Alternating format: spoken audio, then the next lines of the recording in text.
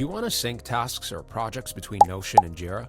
Whether you're managing dev sprints or documenting workflow, here's a quick step-by-step guide on how to integrate Notion with Jira so your team stays aligned. There's no official native integration yet, but you can connect the two using automation tools like Zapier, Make.com, or Unito. These let you send updates between Notion databases and Jira issues in real time or at intervals. Here's the most common setup. In Notion, create a database with properties like title, status, and assign to. In Jira, identify the project and issue type you want new tasks to go into.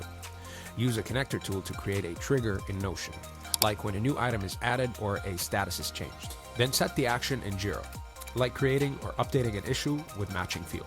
You can map Notion properties directly to Jira fields like summary, assignee, and label. Depending on the tool you're using, you can sync new tasks both ways, auto-update statuses, add comments or tags, and even assign users based on your workflow rules.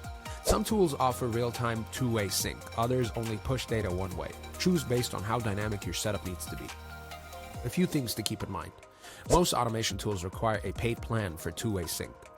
You'll need to authorize access to both platforms securely. Complex setup like syncing subtasks or custom Jira fields may need extra configuration. And Notion's API is still evolving, so some fields like checkboxes or formulas may not sync smoothly. So that's how to integrate Notion with Jira in under 3 minutes. Set it up once and your product, dev, and content teams can finally speak the same language. Like and subscribe for more quick productivity tutorials, and I'll catch you in the next one.